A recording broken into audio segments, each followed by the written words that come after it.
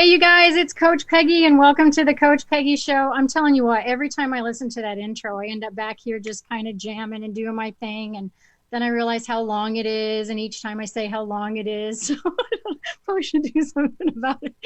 All right, listen, this is where we talk about everything wellness and everything well-being. And so whether, like you heard the intro, whether it is about your heart, your spirit, or whether we're going to talk mind and body, I just want to bring together everybody, especially in 2020. It's all about relationships and community, and we are all one. So as you know, we get diverse here, and it is no different today than any other day. I've been doing this 31 years, and I just love to bring different people together. And my guest today, I'm so jazzed about.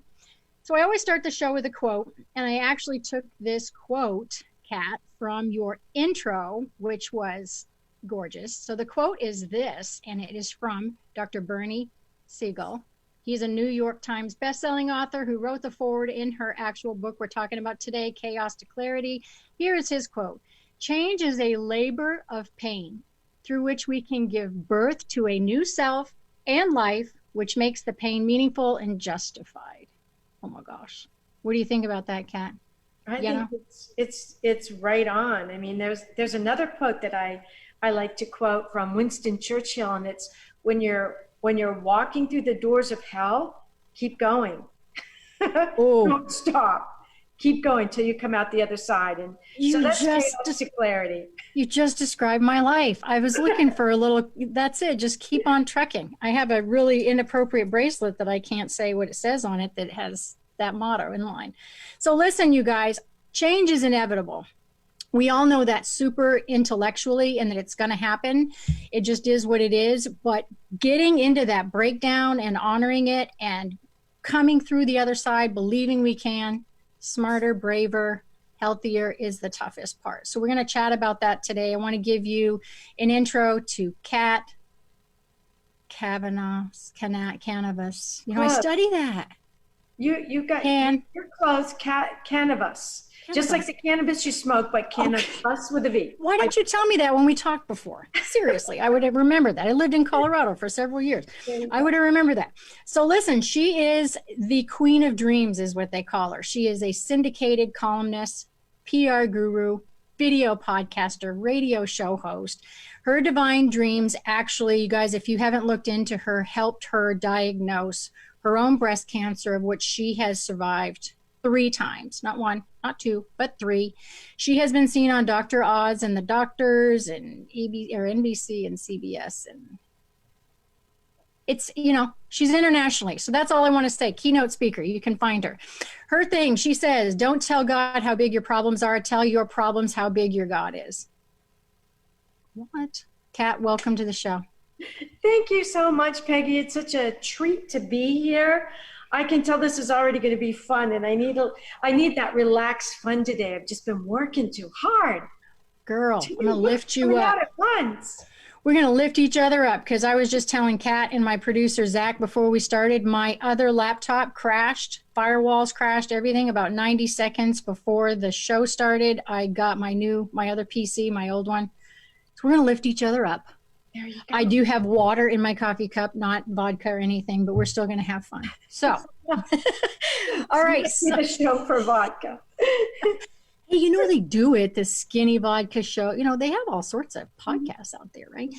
So this Chaos to Clarity, it is not your first book whatsoever. This is not your first rodeo. And girl, what I love about the way that you set this up is it reminds me of the chicken soup books, the chicken soul books, all the ones that were written. Because what I love about it is today we don't make enough time to read. And when we do, it seems like we have to start over because you don't remember what it said before. And so what I loved about the framework of those books, where you sit down and you resonate with somebody's story, and you finish it and you go, and that's what this book reminded me of, is all the baby stories that kind of kept you wanting to go, or you could break them up. Mm-hmm. So hey, all sorts of people. I bet it took a while to put all those stories of transformation together. Was it tougher, a little bit tougher with that framework than your other books? It was, because although this is not my first book, this was the first compilation book that I put together multi-author books. So Yeah. what was a little more challenging with this book was Patricia Cagganello, Reverend Patricia Cagganello, and I, who's the co-author, she's also the publisher. So I was blessed. I got right in with the publisher, and Dr. Bernie Siegel did do the foreword. She did not accept all of the stories that came in. They had to be really, really good stories, and we kept it down to no more than 20 stories. I know with the Chicken Soup for the Soul books, it's 101 stories, and the books are really thick because I'm in, one of those books. And we wanted this to be a book you could put beside your bed, pick it up, read a story that's going to make you laugh and then going to make you cry, and then go to sleep with a good feeling in your heart. So I didn't realize that you guys chunked those. I mean, it makes sense because I know there's not as many, but that I love that you were that picky, because it makes the book even more, because it shows that you just didn't, put a bunch of them together. The subject really had to align with that. So this is the tough part, because I know you're not a brand new, you've been interviewed several times. You have your own, you are an interviewer a lot. So it's just like, we're just like two girls hanging out in Starbucks. I didn't get paid to say their name either. But in this particular book, what's your backstory that connected to this specific book? Because you're a dream guru. So did you get like an inkling or a dream to take this route? Like, what's your backstory that led you to wanting to do it this way? Well, I am a dream guru. I used my dreams to diagnose my breast cancer 3 times when the medical community missed it. Not that I'm doctor bashing, because I don't. My dreams said, go back to your doctor. They didn't say, go find Swami Wami Rama Lama Ding Dong, because I would have done it. They said, go back to your doctor. They had confidence in my doctors. And when the doctors used a second set of tests, they found them. So that was very chaotic, though, until I reached that point where the doctors said, oh, my goodness, she's not crazy. And I thought, what a great book to produce. There are other women out there with other stories of where they weren't sure they were going to survive their chaos. And yet in the end, they became a better person for it. Like, one of the stories in the book here, you probably remember, was a woman who had her children kidnapped by her ex-husband. And I'm thinking, oh my goodness, having your children kidnapped, you send them off for a weekend with your ex-husband who is in another country and has come to visit them, and then your kids are not returned, and then you find out that they've gone from South Africa to Portugal, and you can't reach them. You can't get a hold of them. The laws are even different. Right. So, we know everybody's got chaos, but what brought them to that clarity? And it was forgiveness, where she could actually say to her husband, I understand you grew up really messed up. And I understand that is what caused our relationship to fall apart to begin with.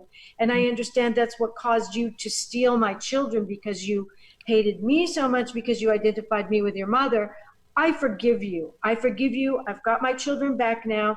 And if you'd like to see them, I will still let you see them. She never heard from him again. I'm like, wow.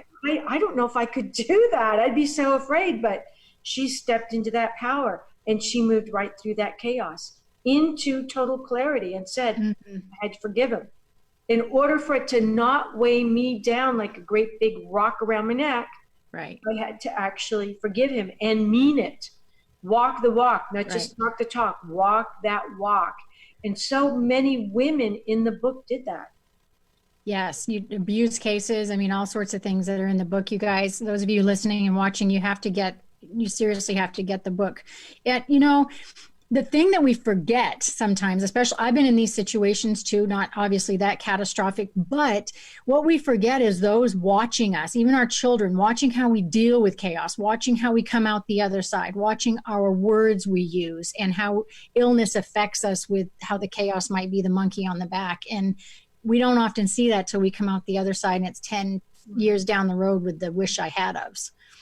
Is there a name? Because we had talked about, there's a name for fear or phobia, because isn't part of that when you go into the chaos is stirring up and you've got this, all those bubbling emotions that we can't control. Sometimes it, with my clients, drives them most of the time to a bag of Doritos, right?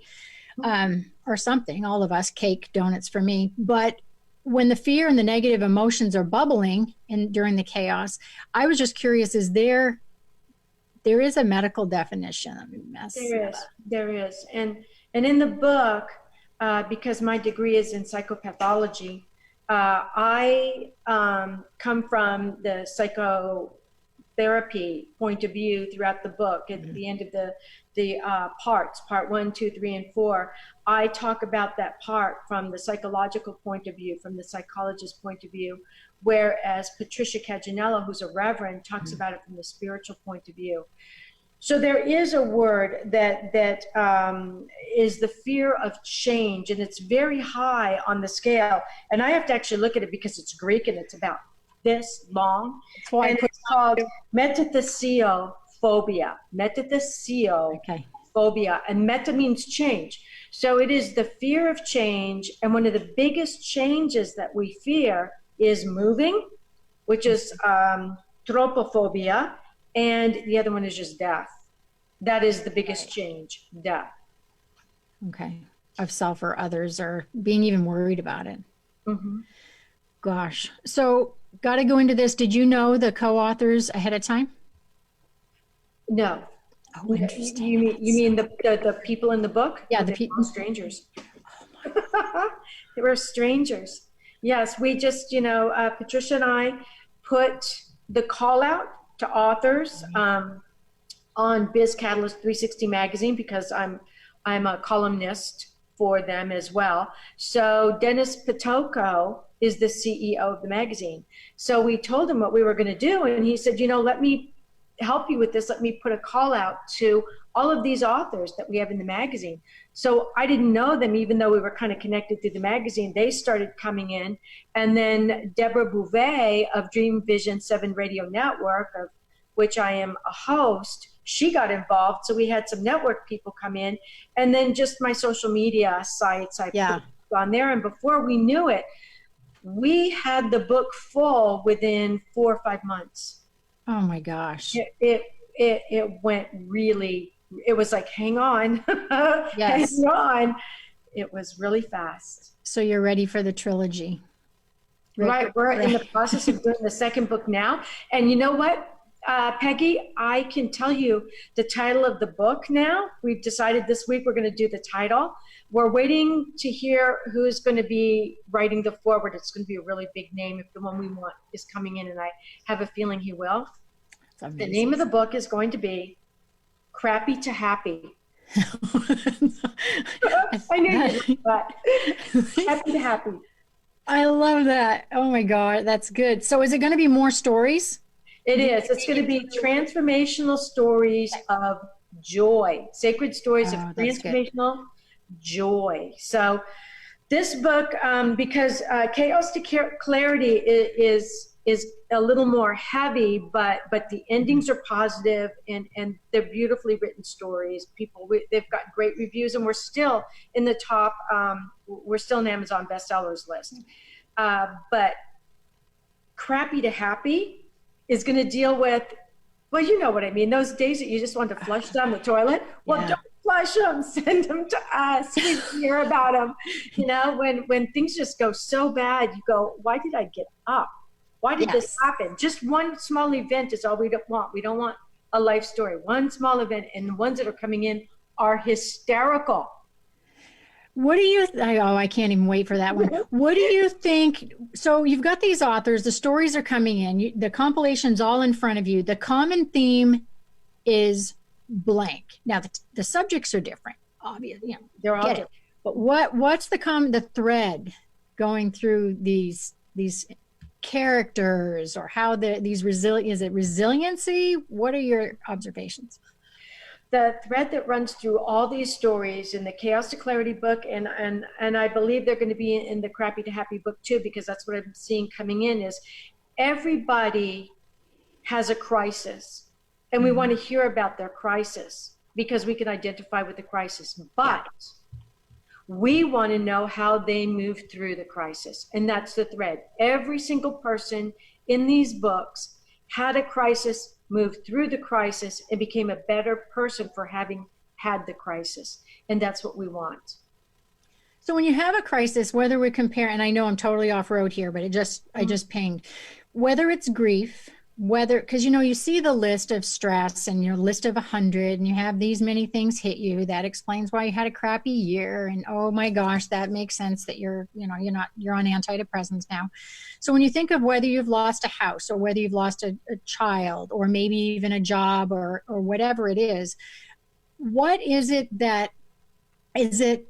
I'm thinking about, I know that you don't probably have like a top 5 things that people do, but do they notice it quicker? Do they have a history of dealing with change better because they've been through a bunch of stuff? Like, what would you say that, the first few steps are? Because we have to feel the feels.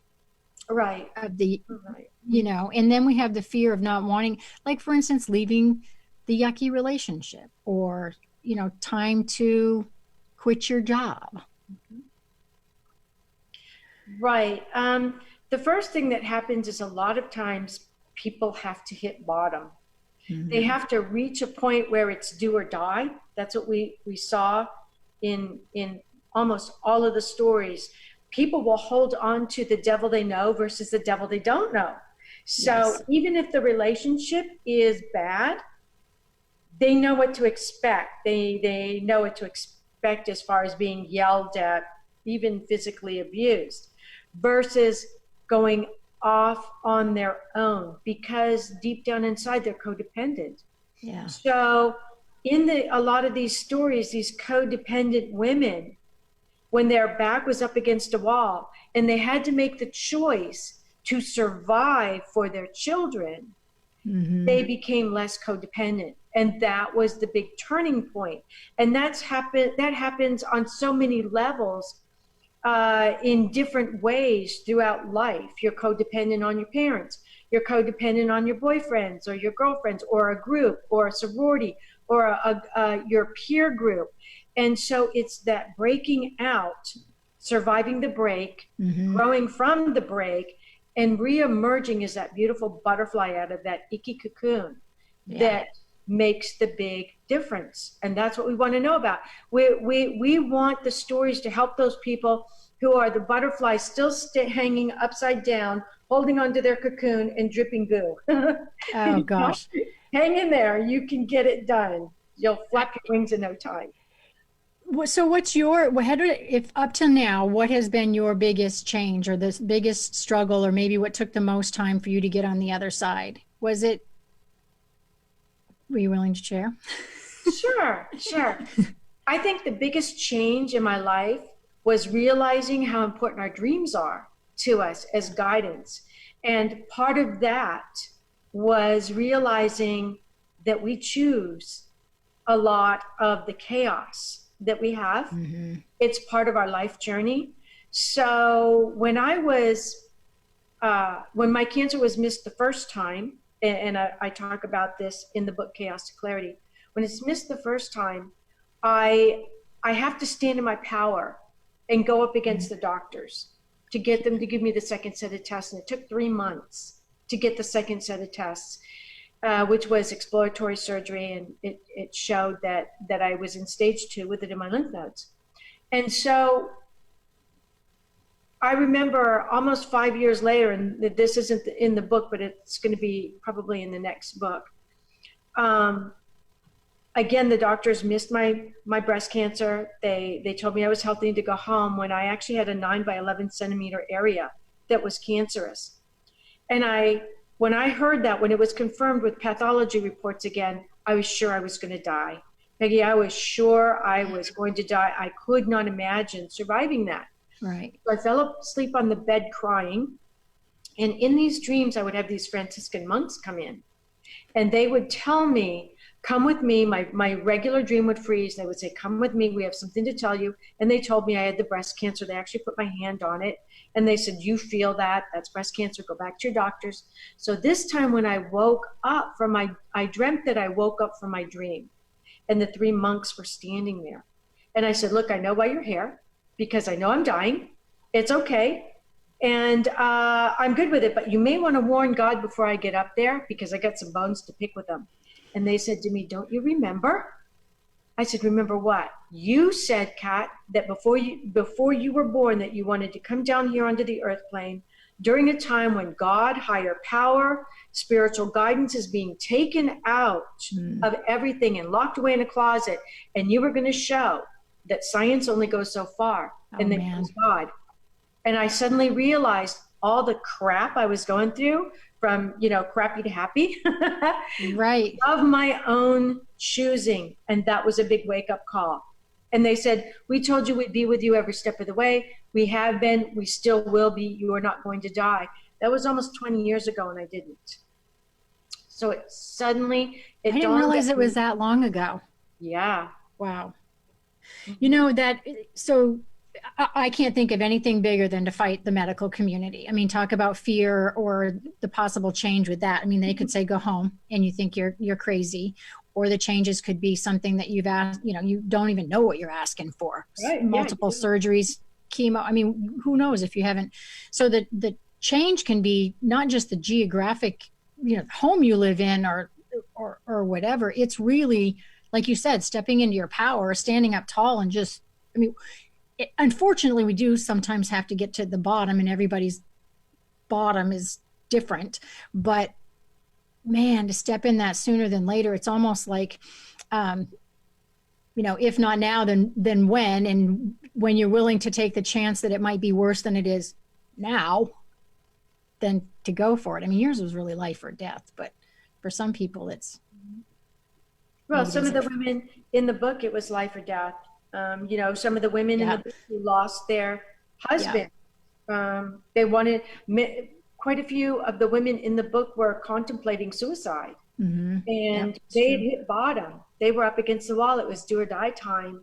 And so what helped them turn that corner, that's what we were looking for in all the books. And so what helped me turn my corner was having these spirit guides that showed up and said, you said you wanted to do this and we told you okay. I'm like, what was that? I remember when I woke up, when I looked at them, I said, what the heck was I smoking up there when I said that? And that's the only time I've ever seen them laugh. Something must have been out of my freaking mind to choose to come down here and go through it. What was I thinking? I did. Yeah, and you're changing lots and lots of lives. Okay, we're going to take a quick break, you guys. We're going to come back. What I want to talk about to Kat is, the positive messages that this book is just snowballing into and how it's helping other people. And then I want to talk about maybe she can give us some action steps on what we all can, when we can move through. And many times I believe that we're afraid to tell others what we're going through because we think it's just us. And there's this mask we put on for everybody else. I'm speaking for myself too. And if we would just share our stories and see that we're more alike than not, we could change the world. We could change the world. All right, you guys, so don't go away. We're going to come back with a lightning round for Kat that she knows nothing about. And in the second half of the show, I'm going to, towards the end, talk about fad or for real. We're going to do a little controversial stuff. So come right back. You are on the Coach Peggy Show. Talk to you soon.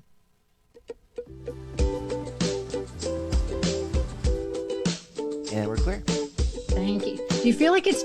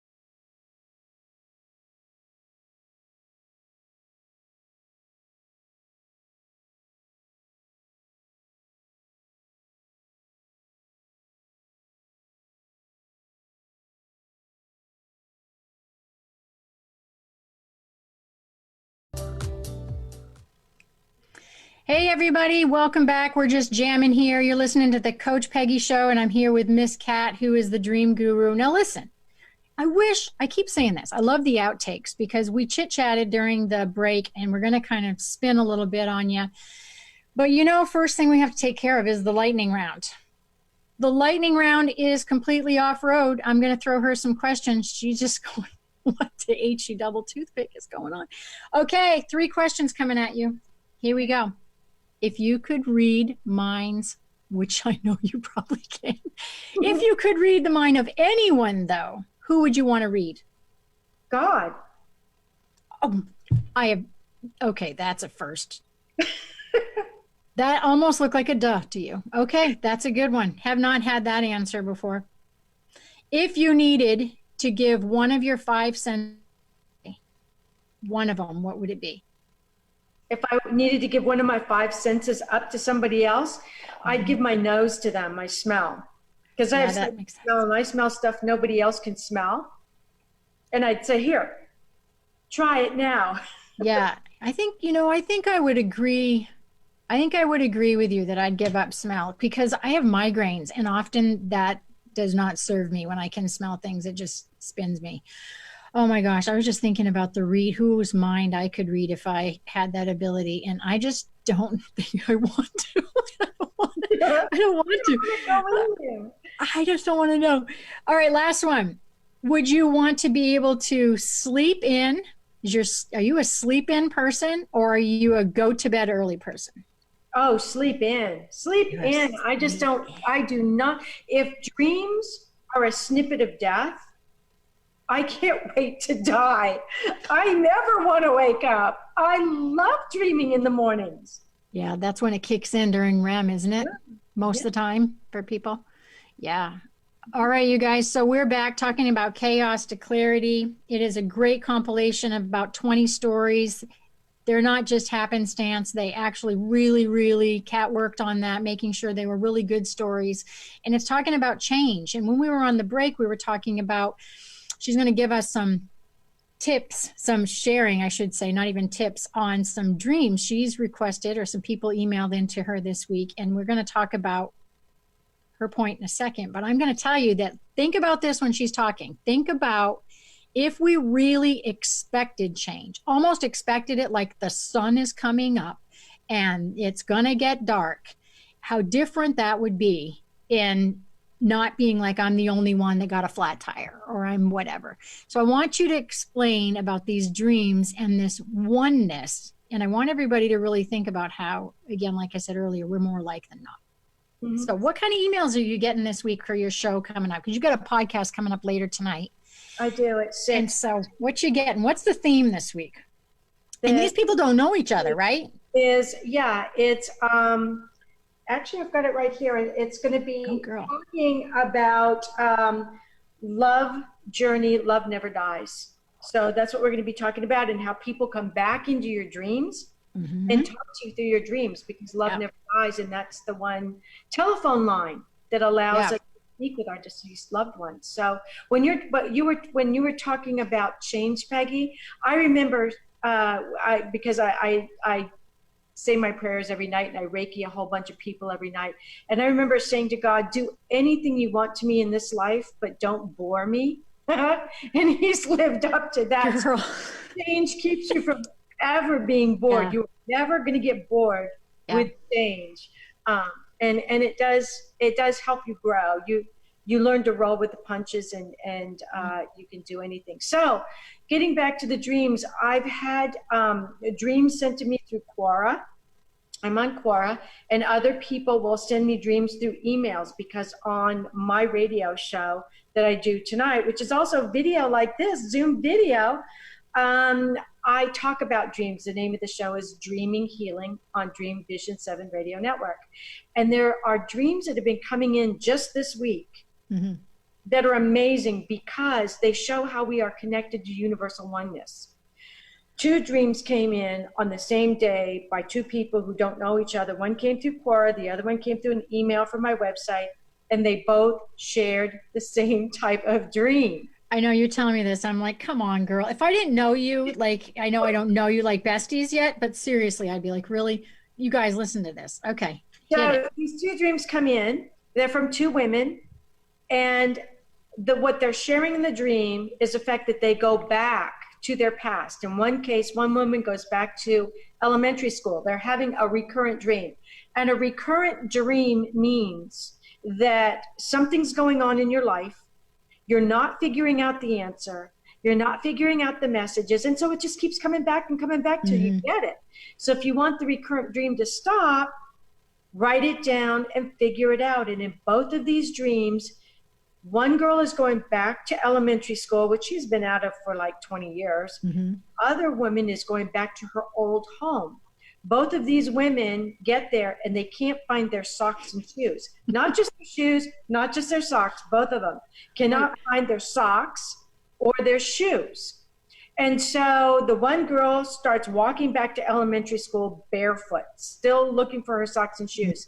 The other woman finds her socks and shoes in her old home, but they don't fit her feet anymore.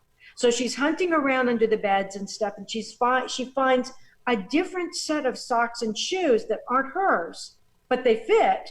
Right. They don't match. But she doesn't want to walk out barefoot, so she decides she's going to go ahead and walk outside with not matching socks and shoes. What these dreams mean is you've gone through change. Your old life no longer fits. Even though you keep trying to go back, you can't go home. You can't go back to your childhood. You can't go back to your old home. And your socks and shoes keep you comfortable. They keep you warm. But what's happened is your feet are bare so that you can be grounded. Yeah, that's true. With the earth plane. You need to draw from that energy in order to get yourself resituated, to embrace the change. And so the one woman decides, okay, I'm just going to go ahead and see if I can get back into elementary school barefoot, walking down the street. It's going to be uncomfortable. I'm probably going to cut my feet, but I can't find any shoes. Well, chances are she's going to figure out she can't go home. She can't go back there. She needs to ground herself and decide what it is about her past that she would like to reconnect with in her future. Oh, okay. Is it friends? Gotcha. Is it the lessons she learned, the love she felt, a feeling of belonging? And the other woman who found a shoe and a sock, but they didn't match the other shoe and sock she found, but they fit. Yeah. Maybe she has to realize that her left brain and her right brain are totally different. Yeah. It's okay to use those two aspects of your brain, the artistic and the what I call the logical person and the artistic person. It's okay to wear different colored socks and shoes that don't match. The only person that's really going to care is you. Exactly. Dare to stand in your power, whatever that power is, whatever color it is, and let those shoes and socks take you into the future. And so many people, and I was just thinking that so many people admire those people who are different. I mean, how many people go, oh gosh, I wish I could do that. But, so people walking around with different socks, I mean, literally, right? But doing something different and outside the box, even if it resonates with you a little bit, most of us identify with and wish we had the nerve to do it when we really should be doing it. So, all right, I want to ask you, with your instances that happened with your medical, you're 3 times having breast cancer, having your dreams, coming out the other side, all the exposure you have had to all these stories and these amazing people and reading their dreams and kind of absorbing. When it comes to change, is there anything that you would do differently if you went back? And I know we can't, but let's play with it a little bit. What would you do differently? I'm not sure that I would have. I'm not sure that I could have. I think I pushed my doctors as far as I could up against the wall with their back against the wall because they had to work within hospital policy. And I believe hospital policy will kill you quicker than any disease or anything else. And so in order for them to be covered legally, They had to stay within hospital policy, and hospital policy dictated what they could or could not do. Right. So to push them any further would have been a detriment to me, but I was able to push them enough that they were able to bend the rules without breaking them, which was to my benefit, and it taught them to listen to their patients. Good point. So the next person coming up who would say, look, I had this really bizarre dream. I keep having it. It keeps coming back. I'm going to keep coming into your office. You're not going to get rid of me. I'm going to be the pebble in your shoe. Yeah. Yeah. Maybe now they'll listen. Yes. Okay. I need you to give everybody a call to action. So you're in charge. Magic wand. I'm going to give you the soapbox. You got a microphone. Everyone's listening. You can see them, Kat. There they are. The field's just parted for you. What is your call to action? They're so beautiful. Well, my call to action is go to my website, Kathleen O'Keefe-Kanavos, OKEEFEKANAV as in Victor, OS as in Sam, or you can just type into the URL search, The Queen of Dreams. And watch my radio show, my show tonight. It used to be a radio show. Now it's a video show like this also on dreaming healing. And if you've got a story that you need to tell that's going to make a difference in somebody else's life, definitely go to Sacred Stories Publishing, right, and look for a book project. Send us your story. Yeah, reach out, make a change, take a chance to share your story, empower others, and empower yourself, and find a connection. We have a sense of belonging, and there's so much comfort. It's more than just girlfriends playing bunco on Friday night. And I invite you, Peggy, Coach Peggy, check it out. Check it out, girl. I know. Don't you want to chat all the time? I mean, why not? That would be so much fun. I'll have to share my dreams with you sometime because, whoo, girl, some of them, I've had some reoccurring dreams. One of them, I'm on a plantation in a yellow dress, standing outside. There's pillars behind me. I'm in a yellow dress, and I'm there. It's back during slavery, and they're out there, and I'm looking back, and my husband's like a governor or a big deal, and I'm trying to figure out how to free the slaves in front of me. And it's been coming up since I was a teen. Oh my goodness, that is a past. This is Felix, my Siamese cat. Felix, here, he's just going to howl the whole time. So, sounds like you were visiting a past lifetime in your dream, and the message is, there is no death, there's only rebirth. Girl. All right, I appreciate it. We're going to stay in touch with you. I'm going to let you go. We're going to go to a quick commercial. And you guys, you are listening to Coach Peggy Show, and find this girl, Kat Cannabis, just like cannabis. Love you guys. See you soon. Okay, Kat. Bye.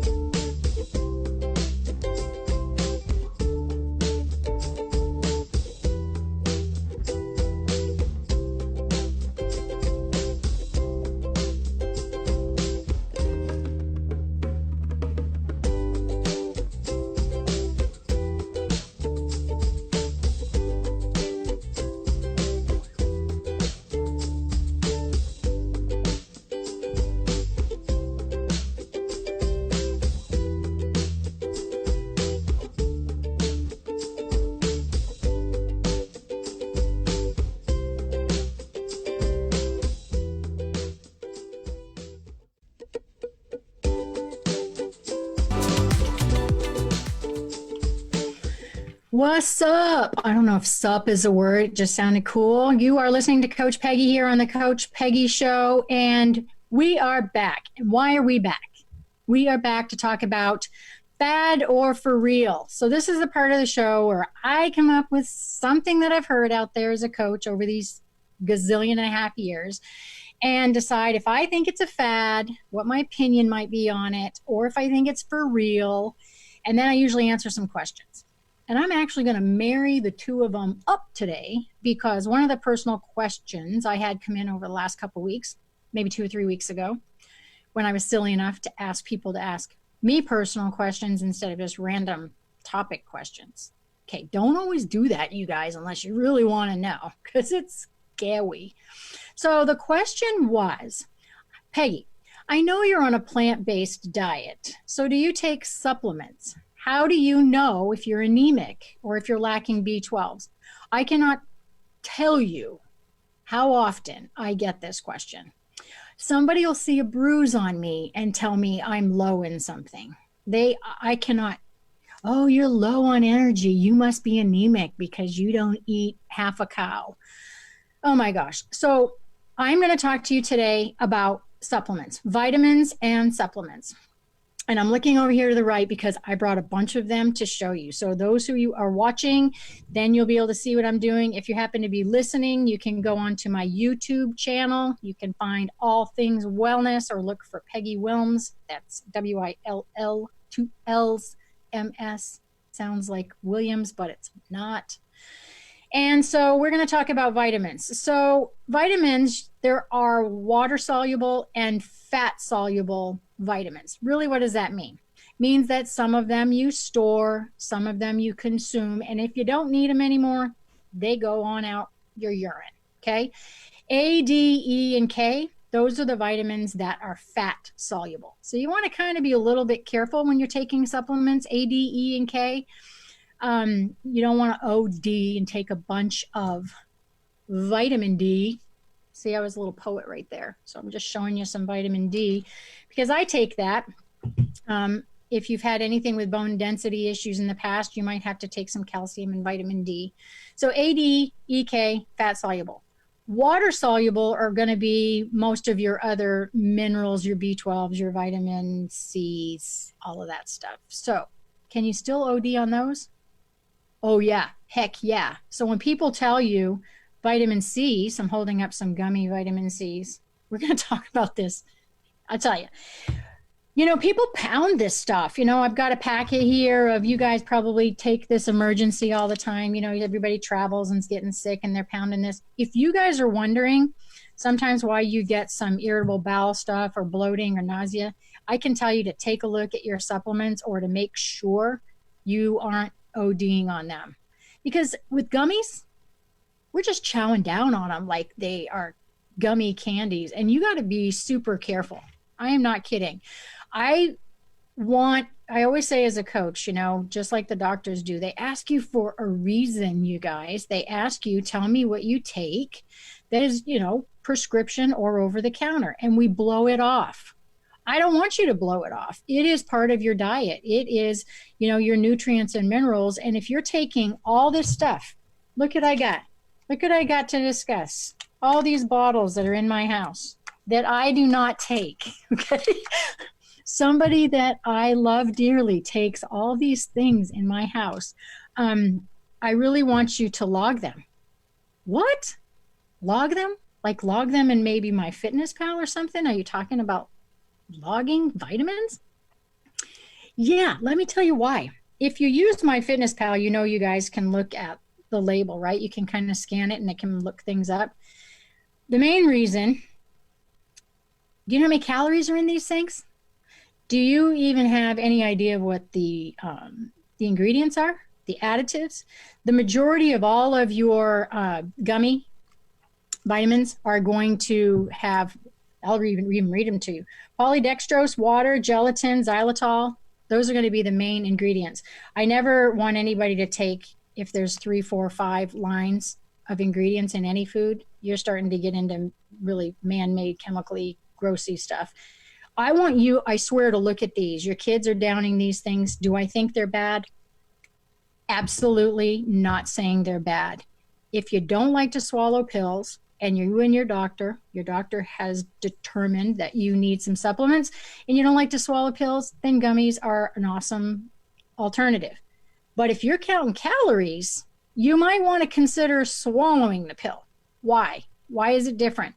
Because all of the sugar, all of the preservatives, the things that sit inside these gummies to gum them literally together have calories.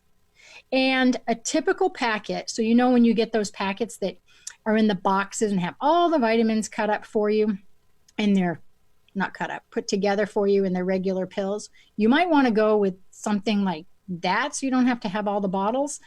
But if you go and add all these up, sometimes your day is 300 calories, 250 to 300 calories of vitamins. So if you're trying to really watch your diet, if you're trying to dial down your calories, that is a heck of a darn great place to start. So why is this under fad or for real? Because I'm asked all the time, should I take these things? Here is my bottom line, is you got to log them. First, you got to tell your doctor. Please promise me from till death do we part that you'll tell your doc. The second thing is pay attention to your symptoms. I caught right away, I shouldn't say right away, I was slow. But in the last probably month, I have caught that emergency was ripping up my stomach. I was so nauseated, not feeling good, and I could not figure out why. And then I just, for some reason, stopped taking these. Then I started taking them again, and I was like, I was ODing on them. In the sense that I didn't need that much vitamin C. With my plant-based diet, I must have enough vitamin C already. So here's my thing.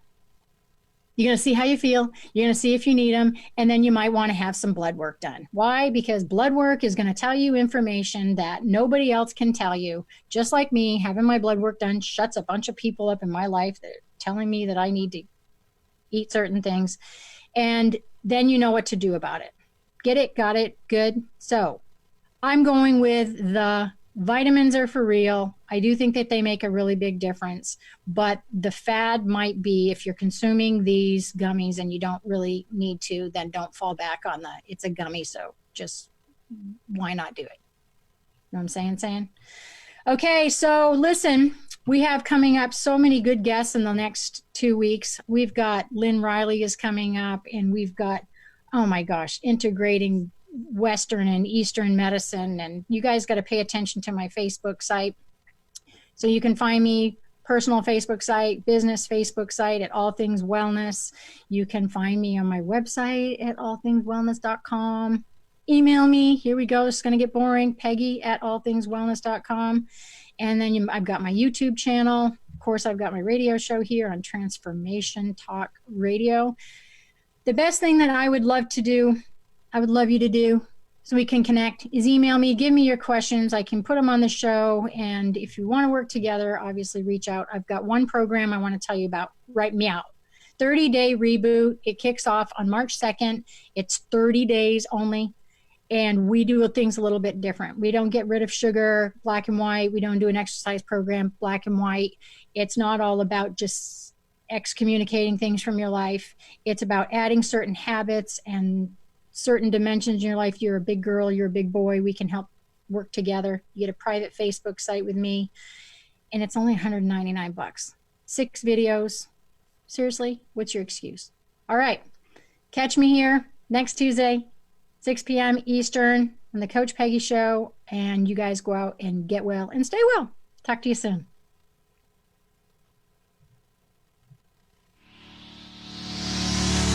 You've been listening